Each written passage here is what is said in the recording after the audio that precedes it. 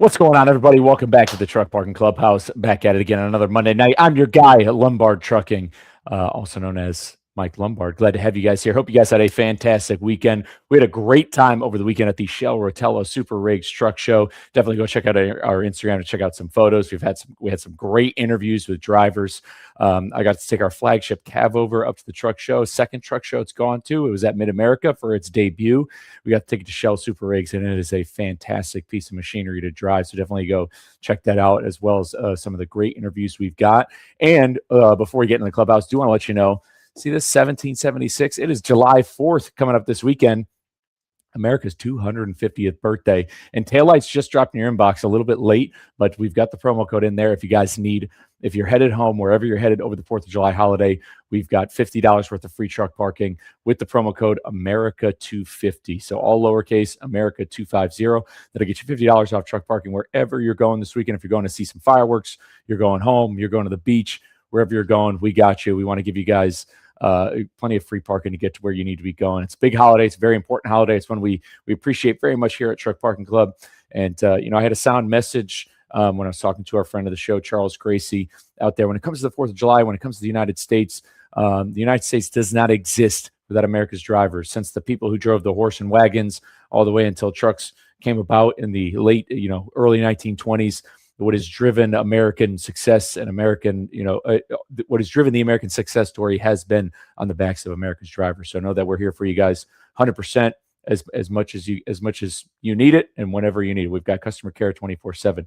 But without any further delay, I want to bring on our next guest to the clubhouse, very good friend of ours who just had a recent trip to the zoo that I can't wait to hear about. Miss Teresa, how we doing this evening? Doing great. How are you doing?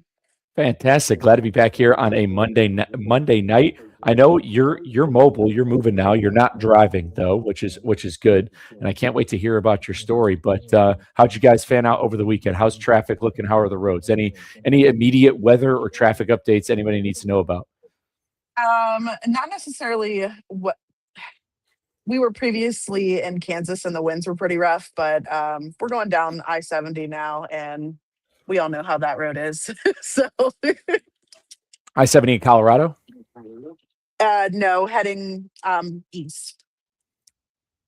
Oh, okay, gotcha. I was just going to say we were just talking about I-70 in Colorado last week, and I was hoping that it was I was hoping that there were no disasters going on over there over the weekend. But for any of you guys tuning into the comments, let us know. We do like to share that. We like to share any sort of, if there's any weather or traffic updates you guys know of, especially you drivers while you're out there driving, drop them in the comments so we can post them up on the screen for you guys. I want to give a big shout out, Josh. Hope you're rolling strong out there. CDL Shorty, what's happening, brother? But let's get right into it. Teresa, we got to hear the story. How did you get into the trucking industry? So my stepfather was actually trucking most of my life, and I guess I didn't really understand the freedom that he got from it. And the older I got, my aunt and uncle actually got into expediting. So I went with the company that they previously worked for, which they loved so much. And now here we are. That's awesome. So what were you doing before you got behind the wheel? I was a behavioral therapist for kids with autism as well as a hairstylist. So completely different field. See that's the fascinating part of the story that I love getting in, because we've had multiple people, partners coming on, and then on my own show we've had chefs, we've had journalists, I know people who were lawyers. Like that's the thing, a lot when it comes to how people got behind the steering wheel. It is always, trust me, there's a good amount of people who grew up with it from the family, sort of graduated into it by working, either working for a trucking company, like whether it was being a yard jockey or working in a warehouse, what have you, and then they've kind of stepped into it. But for the most part, people were doing something a complete 180 degrees from trucking, and then wound up behind the wheel. So, like, what was? I'd love to hear, like, and I know that it's you and your partner who are both driving, correct? Yes. And so, did you guys jump in on this endeavor together? We did. I had to convince him, but it worked out. So Yeah, no, I'd love to break that down. So I mean, like, you're a behavioral therapist working with some amazing children who need some help. You're working as a hairstylist as well. So you got customers who who probably miss some of your hairstyling and some of the work you get done. What was it? What was that experience like for you? Where like what was the aha moment where you're like, you know what, this is it? Was it a conversation? Was it a social media post? What was like the aha moment where you're like, that's it? I really want to do this. So for me, it was something that I've always wanted to do. And it was more or less like the right timing inside of our lives to be able to get it done. He was working at a company doing construction for 10 years and he was just getting really fed up with it. So I was always looking for someone who I could handle being my partner, somebody I'd feel safe driving me while I'm asleep and things like that. And finally, that 10-year mark came up, and my aunt actually came over to get her hair done. And she was like, "You guys should go for it. Like, you guys should do it." And I think it took a little bit of somebody else who had already been in the industry to convince him and be like, "Hey, this is a good move for you guys." And so far it has been. That's awesome. And so it was your aunt, and you said it was your aunt and uncle were doing expedited type freight, correct? Yes. Yeah, so that's why so you guys didn't take like a traditional path as a lot of the other drivers who've come on the show where a lot of people come on and they'll go straight to, an over the road company, whether it be a larger fleet, larger mega carrier. Did you guys pay your own way through CDL school? Yes, and if there was any, like, advice I could give on doing something like that, I found out after the fact that you can go to things like Career Source, and they have all this money allocated to be able to help you get your CDL, and I didn't know that until it was too late, but yes, we do make payments towards our schooling. Awesome. So I'm assuming you went that route so you were able to get right into this kind of expedited freight. Like that was the goal off the jump. Yes, I didn't even think about really going into those bigger companies just for the fact that I did get my Class A, but I do drive a Class B vehicle, and from what I've heard from other drivers, I'm typically making the same amount of money, but doing a lot less miles, so that's a win for me. Yeah, it's pretty awesome. I know because we have a mutual friend and another friend of the program who you guys work for the same company. Now I didn't know do you guys own this truck or you're working for a fleet owner? We work for a fleet owner, we do a 60/40 split. That's right. Okay. Yeah, you're on with a fleet owner, moving expedited freight, and it's technically a Class B truck, but if for those drivers who are listening, it still looks like if you were to take a picture of just the tractor of your truck, like a it still looks like your standard like sleeper cab. Oh, yeah, 100%, except ours is a little bigger because we have 96-inch sleeper. Oh, so you got even a little bit extra space. Oh, I've got it made in here, that's why I went this route. Yeah, I was gonna say, I know you guys are moving. We have a gentleman who comes on, and always asks for truck tours and stuff like that, but I know you guys are pretty mobile right now, so you don't need to get up and get mobile, but one of these days we'll have to get a truck tour. What's it been like? So getting over the road, what was it like getting on board with the company you were with? And I mean, we always love what I love is anytime a driver comes on is to highlight either who they're working for, or companies that they've driven for. So I'd love for you Mhm. to talk about like what was it like onboarding with your current company. I mean, if you're comfortable sharing who they are and Yeah. what their requirements are like, and it just kind of hype them up a little bit. So I'm working with our fleet owner is Highfield Trucking. They have two different carriers, one being Panther Premium Logistics and the other being FedEx Custom Critical. I did previously work with Panther, and I just switched over to FedEx. That was just a little bit better of a move for us because the two differences are, Panther has they dispatch to you and you only. And with FedEx, you get to look on a board and pick your own loads. As far as our onboarding process, it was pretty simple. We just made sure that we did, there were like courses for each carrier that we had to go through.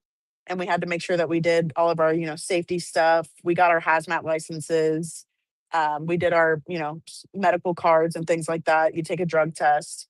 And you kinda just get on the road. They let you know what day you can get in there and get scheduled to move in, and you move in.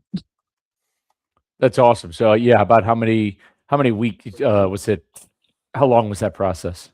So it's really up to you. They say that it can take anywhere from a week to 3 weeks. We were within that week mark just because we graduated from school. We didn't have other jobs at the time, so our job was to make sure that we were getting in this truck. Mhm. No, that's good. So you can get into the current company you're for. This is something that they're accepting newer drivers, newer CDL drivers. Yes, you don't have to have any experience to work for this company. That's good to know. I think a lot of people. That's a lot of the conversation online. I see it a lot on Instagram. We get a lot of messages, especially on Instagram, of people who are entering the industry, and within Facebook pages and just people I talk to. They'll be like, "Hey, my brother, cousin, whoever just got their CDL. They're 21, 22. They're not really sure where to work. A lot of places are looking for experiences. So I'd love to, or that information is really valuable. A lot of people are knowing the best places to go whenever they're first getting their CDL. So it's important. What's kind of the hiring range?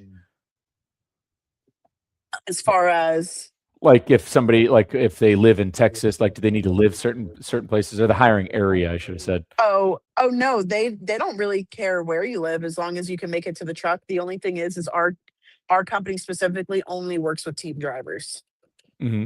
Okay, yeah. So you got to team it up. Got to. I'm assuming you came on board as a team. Like if you were a solo guy, will they match you with somebody, or you kind of you need to both come to them? So you both have to come to them. Their favorite phrase is "We're not Tinder. We won't match you."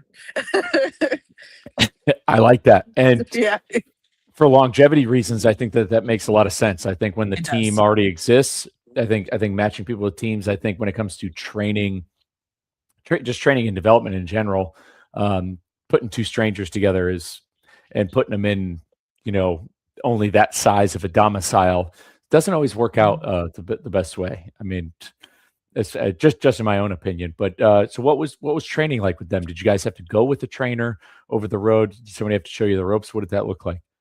No, we did not need a trainer over the road. All of our training was done online, and I think just because the fact that we did have our Class A's, that when we got in this truck, it didn't feel like we really needed one.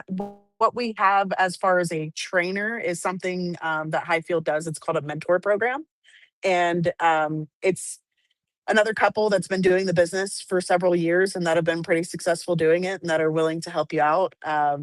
And they're at your disposal for, you know, 24 hours of the day at all times. And any questions that you have, like for instance, we got started with FedEx and we had never operated a reefer unit. We had to get our T-val tests done and things like that. And they walked us through each and every single step. It does come at a fee, but the fee is 2% of the truck's gross revenue. And at the grand scheme of things, at the end of it, you really don't miss the money because Mhm. they really they've really taught us how to, work inside this business. That's awesome, and I guess it kinda makes sense because you're kind of in a straight truck, so it's like the whole Yeah. reason you go with a trainer is somebody who's gonna help you really back up that 53-foot trailer. How big how big is the box that you guys have behind you? Our box is 20 foot, so from nose to tail, we're 40 feet. Okay, yeah, not bad. Still a good length. Still gotta watch out. Still gotta watch out where you're Yeah. going. You can't just pull in any old parking lot, which makes sense. What's the schedule like? You guys go everywhere? You go all over? What's kind of been your routine? Do you have a home base? You kind of living out on the road? So we do live in Florida. I do have my mom and my little brother and sister staying at my house because we left a cat behind and I didn't want to bring a cat on the truck. Um, we I would say we essentially do live on the road. We've been home one time since March. We don't plan on going home till December, and even then, we have a friend who has an RV who lets us stay there. But we do go everywhere. So far, we've been collecting magnets from all the truck stops to go into each state, and I think we have 38 states that we've been to since March. Let's go. Yeah, knocking them off Yeah. one by one. Oh yeah. Do you think you'll have it out with your current role? Is Alaska a possibility or no? So yes and no. I've heard of it. Um, has anybody recently done it? I'm not sure. I don't talk to each and every person who does this, but I know for a fact that my aunt and uncle told me that they got a Alaska load and all they had to do was pull their truck onto a ferry and then, drive the rest of the way while they were there. So it's possible. Yeah, that was. I had a friend of mine who drove for Melton, which is a flatbed company, and that's what he did. He took or there was a lane they had that was a ferry that picked up in Washington and went. But yeah, is Canada on the radar? Is that a possibility as well? Yes, absolutely. You just have to get your passport, which we have not yet, but we are looking into getting that. Awesome. Yeah, definitely worth it. I feel like there's always good money in it, but it's also incredibly worth it. I mean, it's just you get to go to some cool places. I mean, especially if you're able to get up to Montreal, into Quebec, or into western parts of Ontario, or there's just a lot of outdoors. I mean, it's gorgeous, especially if it's in the summertime. That's granted, you don't always want to be up there in the winter. It's not too great. Oh yeah. I am a little bit scared of the winter time. I haven't driven in snow yet inside of a truck, so I know it'll work out, but there's a nerve behind it.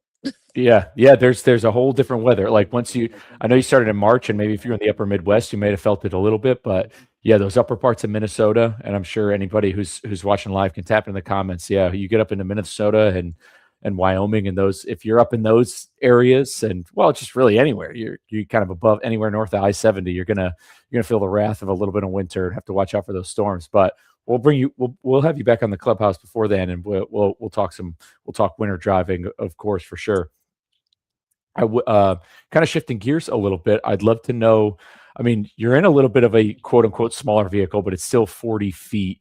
I'd love to hear about the first time you had heard about Truck Parking Club. So I actually, our mutual friend is the one who not convinced me, but told me about it and how that he had a discount code to give me and that I could go and check out the city that I was in for the weekend. And that's exactly what I did.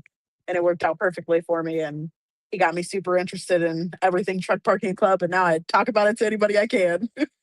No, that's awesome. Good classic word of mouth because really, pr- prior to Truck Parking Club, like your event at the St. Louis Zoo, which I can't wait to hear a little bit about. I mean, that's kind of the tougher part about being over the road is if you got to do a reset or if you're in a major city, you can't really find parking. But now that's kind of changed a little bit, and just like kind of realizing, you can you can actually travel here now. You can actually go to these places because there's parking available and there's a shorter Uber ride. And so, what city were you in the first time you had used this code? Nashville, actually. It was, I mean, 3 miles away from Broadway. And we just went down there and spent the whole night out there just hanging out. Although we're not drinkers or anything, but it was still fun to like experience it. Yeah, no, that's awesome. I was going to ask you prior to hearing about Truck Parking Club when you first came out, what did parking kind of look like for you off the hand? Because I mean, you're in a little bit bigger, you're in a little bit of a quote unquote smaller vehicle, and you can like fit more places. But what did parking look like for you when you first got over the road? I mean, I know you like because a lot of your training was online, so you didn't like go out with a trainer to kind of learn the ropes. What was it like when you finally got over the road working within the ELD? Did you run into any issues with parking?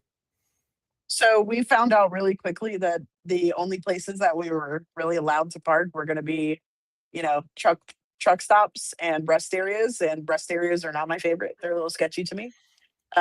We do typically park at Love's truck stops, but I mean, as you can tell, like a lot of Loves are nowhere near going out and being able to do anything. And, it might be like closer to a drop and that's fine. But when the weekend comes, you're just kind of sitting there and then you have to pay a fee for your groceries to get delivered and things like that because some of the Walmarts don't even let you park there. Yeah, absolutely. I know. Yeah, a lot of drivers lately have been using Walmart Plus, and they got to do it. But still, it's an extra fee. It's an extra fee to get that stuff. Um, but yeah, so you don't like rest areas? What is it? What is it about rest areas you're not a fan of? Well, it's not exactly all rest areas. There's some that like you pull up to and those they're really nice, but there's also some that like for instance, we had no choice to stay in because we were trying to stay like in the freight lane and bathrooms close at night. There's some different kind of individuals there. There's not necessarily like a bunch of security there. There's not, cameras up to help you feel a little bit more safe. So that's what gives me a little bit of an ick of the rest areas. Some of them are nice though. Yeah, they're kind of. Yeah, it's still like the Wild West. You're actually right when it comes to rest areas, which is kind of the argument in the truck parking crisis as it is. It's like a lot of people, especially when a lot of people go home.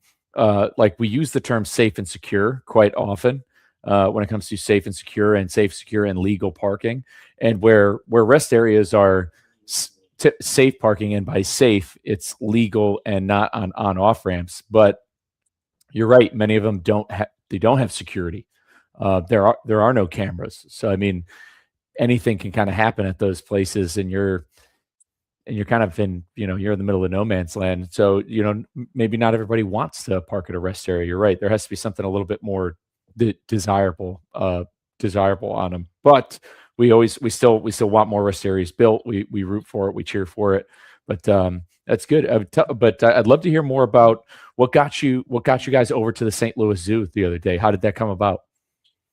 So we actually had to pick up that following Monday, and we already knew that we were going to have to be there for the weekend. And I just went on TikTok and looked up 3 things to do in St. Louis, and that place is amazing. Their zoo is free. Their science centers are free. Their art museums are free. It's just a really great place to go and check things out. Like if you're on a budget or don't really want to spend all that much money. And so how far was our location from the St. Louis Zoo? It was an 8-minute Uber ride, and I paid, I want to say, $15 to get an Uber there and back. So it was like 750 each. 750 each way. Spent a full day at the zoo. What what was I going to say? So, were you on a 34-hour reset when this happened, or was this just a typical 10-hour break? We were on a 34. I mean, we didn't technically have to take it, but it was it was right there. I mean, and also that same location was, I'm not kidding you, a walking distance from the science center. It would have taken us 7 minutes to walk up to the science center, which is free. So it's just a really good location. It was very well lit. The only downside wasn't a bathroom, but we keep a porta potty, and there was a gas station like 5 minutes away if you had to go. Awesome. Yeah, all locations built a little bit differently. And for any drivers out there who are using the app, especially if you need truck parking over the weekend or wherever you're headed, or if you need parking tonight, if needing bathrooms or something you're looking for, always cycle through those. You can filter out those amenities on the app in case you need them. But if it's just parking that you need, you can always scope out the area too to see where the nearest gas station could be, or where it might be. But yes, always be sure to cycle the amenities. But that's good that there was still some stuff nearby. We kind of I wanted to switch it up a little bit. So I mean, you discovered that parking is kind of tough when you first got over the road.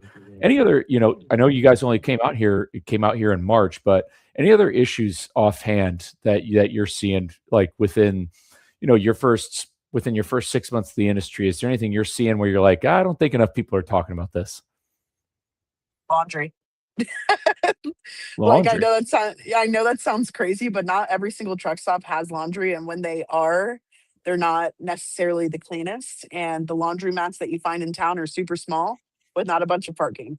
So Hmm. that's also something I have used a truck parking club for.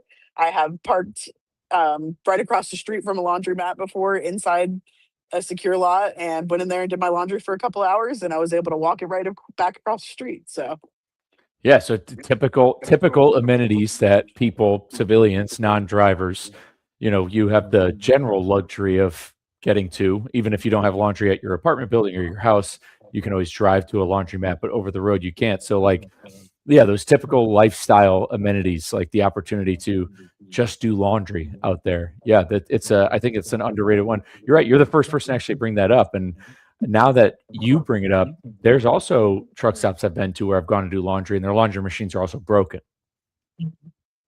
or uh, or they still work, but their card machine isn't down, and they only accept coins. So you got to go to the ATM, pay the ATM fee, and then you got to get coins from the clerk, and then do that. So it's just creating these extra tips, and so somebody had to make money off of the ATM fee just to go get coins to then put in the laundry machine. yes, it's quite frustrating, but also at the same time, like I've learned to maneuver it, and I'm a glass half full kind of girl. And 9 times out of 10, I get my laundry done, and it's all okay. Hmm. Um, oh no, I was just anybody who's watching live. If you've had any laundry stories or laundry issues, drop them in the comments. I actually just said, I remember I had to go get my ELD fix in Indianapolis, It was when I was leased onto Warren Transport, and they use Qualcomm, and I needed to go to, and it started to go haywire, and so I needed it to get serviced in Indianapolis. And I remember on my way, I did laundry, or I did laundry at a Pilot, and then I forgot it. I forgot my laundry. I just literally just didn't go back and get it.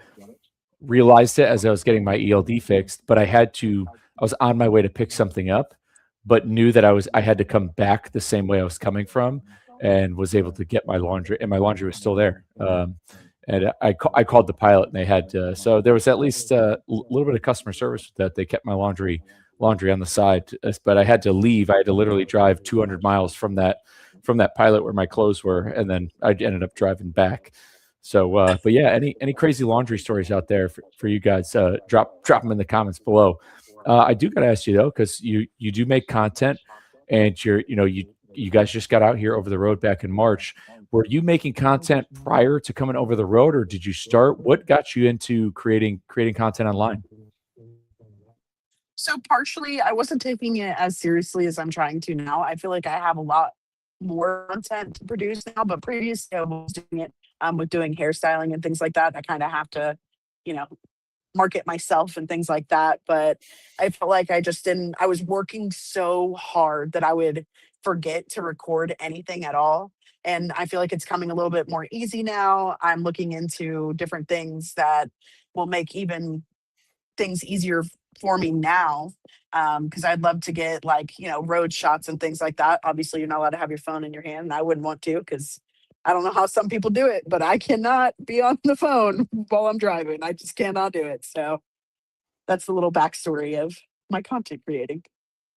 Yeah, what's kind of like? Are you guys just documenting the journey, so to speak? Is that the whole goal? Just kind of showing, telling the story?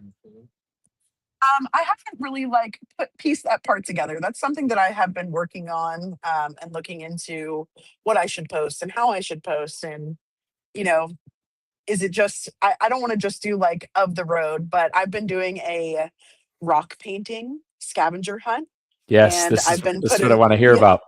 yes. So I started painting all these river rocks that I find at Love's, and I put them back out at Love's. And I've posted out there that whoever finds 5 of my rocks gets $100. So it's just a little way to like keep people engaged, and I still get to make art and things like that because I'm very crafty. All of these um, cabinets right here are my craft stuff. I have an issue. Um, so that's what I've mainly been doing with my content, and I've been starting to do more of the truck parking clubs and things like that, and just showing people like what you can do out here on the road. Because if you would have told me 5 years ago this is what I would be doing, and I'd be waking up seeing some of the most beautiful things in the world, like I wouldn't believe you. So Absolutely, yeah. It's every day's a gift, and I would say so. Every single Loves you stop at, you are finding how big is this rock? they can be like this size or they can be bigger. Let me see if I have one sitting right here. Ooh, don't pull out. So I found one like that's this big that I'm Hmm. still working on. So they can be anywhere from like this big to being like smaller river rocks. And I just paint like different characters on them. And I put keep on truckin behind it and put my TikTok name so people know to follow me and things like that. Awesome. And these rocks are you're not just finding them where where you don't have to give it away because it's a little bit of a scavenger hunt, but they're not like back behind where like they're not behind like where trailers back in. They're not like, are they behind the trucks, or are they kind of like in near the dog park? Are you placing them someplace like Oh, kind of I findable? I put them right back inside the rock beds. And in my videos, I show people exactly where I put them just because of the fact that it's not such a large thing quite yet that I would prefer it, me to give a little bit easier hints for people to be able to get to them. But as it grows and progresses, I'm going to be tricky. We're going to hide things Okay, so you're putting them back in like the Loves, like just landscaping, like where they have where they have their rocks where they have their little rock areas, and this is every Loves you stop at. at every Loves I stop at. All right, so there's how many rocks are? Do you have an inventory? How many rocks are currently out right now? So I have like 12 out. So it's not every single Loves because I have to keep painting them and things like that. That takes time. But I have about 12 rocks out right now. So if you go on my TikTok, you'll find them. Perfect. What's your TikTok account name, by the way? It is Truckin with Teresa. Truckin with, and then yours, TEREASA, right? Yes. All right. So rocks at Loves. I would say, or I gotta say, you should. The thing is, I want you to do this at truck parking club locations, but there's not always rocks at all of them. This would be an interesting thing. I'd say keep it with Loves for now. So if you guys just tuning in, Teresa paints rocks within Loves, their own shrubbery rock beds. They're painted. If you find 5 of them, you will get $100. And you've got to. Do they have to make a sort of social media post or just DM you on TikTok? So they just have to DM me and show me a picture of the rock, because then I know, like, I have a list out where I've set all them out. I typically don't post a video like right after I've left there, just because of my, field of work. I'm not allowed to necessarily post and say, hey, I was just here. Come check it out. But I wait about 3 or 4 days and then I say, okay, this rock is here. It's awesome. Has anybody found a rock yet? They have, and it was crazy because before I started doing, waiting the couple days, somebody me Instagram and said, "Hey, I just found your rock." And it was 30 minutes after I put my rock out. And I was like, "Oh my God, like that's super cool. Did you see the video?" And he said, "No, I just flipped it over and seen it and figured I'd add you on Instagram." And I was like, "Oh, well, go on my TikTok and follow me, because if you find 5 of them, you get $100." He was like, "Well, that's super cool." Wow, so so no video. So he raw dogged. He raw dog He found your raw rock. dogged it. Yeah. Yeah. Raw dog found your rock and was like, oh, I guess maybe this person's some sort of artist. Maybe they're a local artist. That's actually really cool. I think, Yeah. as far as I know, anybody else who's tuning in live, let us know if you know of any truckers who are doing their own personal scavenger hunts. I love that idea. I think it's just great for. It gives the driver something to think about. It gives you something to do. It also gives them a reason to get out, walk around, and smell the roses a little bit. It gives them something to look for. I love that. That's perfect, That and is it fuels something in. I don't see enough, is people moving around. Yeah, so you got to out and go walking. Which interesting enough, yesterday, which I'm not sure if you've heard of this app, but you can add. You seem to be people who like to enjoy things when you're out over the road, and you're living out there. But yesterday, a good friend of ours, Ilya, I'm in Austin, by the way, and if you guys are ever rolling through Austin, give me a holler so we can grab lunch. And that's any of you drivers, if you guys are tuning in live, if you're ever rolling through Austin, please hit me up. We'd love to grab you lunch. Always here for the drivers. He came through and he got to the area, to the Austin area early on Sunday. He didn't have to deliver or pick up until 6 a.m. today, Monday. And so there's this app called Swimply, and it's where people, funny enough, it's like the truck parking club, but for swimming pools. And people host their swimming pools on an app that you could just rent for like a couple hours. And he shot me a text and he was like, "Hey, he's like, I'm going to rent this pool to go hang out for, 3 hours because there's literally nothing else to do. And it's, 95 degrees in Texas. Why not?" And so I went over there to meet up with him. And so that's the thing, drivers, you've got multiple tools between Uber, and now you can rent people's pools while you're out there over the road. Download that app and check it out. And so I love the scavenger hunt idea. It's just another way to get people out of the truck moving, get their minds working. I love that. I'm definitely going to be using that app, because I'm no joke, we're always looking for somewhere to swim because we're from Florida and we really miss the springs. We miss the beach. And we were just looking this past weekend and we were in the middle of nowhere that actually had a small water park. There was no Ubers because the city was that desolate. Like, there was not much there. So we couldn't even get an Uber down there. We couldn't park anywhere. It was just like, But we've also found out that you can get guest passes to YMCAs that are only $10. But I'm definitely checking out that app because we want to swim bad. Yes, Swimply. Yeah, it's good. It's good stuff. Definitely check it out. Anybody watching? Yeah, Dana himself says that you are a thinker. Oh, is he in there? Yeah. Oh, yeah. Yeah. He's tuning in on Facebook. Big shout out to Dana out there. He's rolling strong. Last little question I got for you. I know you guys are brand new coming out here over the road, but you're not. It's like you're not 22. You're not 21, 22. You came into it. Really I know you gave a little bit of advice coming on, but if you had to go back and do anything over again, is there anything you would have done differently besides the possibly going to that career path website for to help with CDL school? Anything else like you're like, I wish I really knew this before we came out here? I would have done a little bit more research on my schooling. Not that my school wasn't good. It did everything it was supposed to do in 3 weeks. But I kind of recommend if you are someone who's timid and you feel like you're not ready and you're not going to be ready in that 3 weeks, go to a community college. It's a little bit cheaper, it's a lot more instruction, things like that. And you need to have a little bit of a savings before you come on the road because it's not as quick money as the internet likes to tell you. I mean, it does get lucrative very quickly, but those first 3 weeks they're rough, and you need to be able to allocate your money appropriately, pay your bills if you still have them. If you have the ability to not have any bills and just come out on the road and leave everything behind, leave it all behind. Start over fresh when you're ready to come off the road because paying we pay a mortgage, we pay car payments, we pay car insurance, you know what I mean? Like all of those things I would have definitely thought about a little bit more heavy had I known that this was going to be my career field now.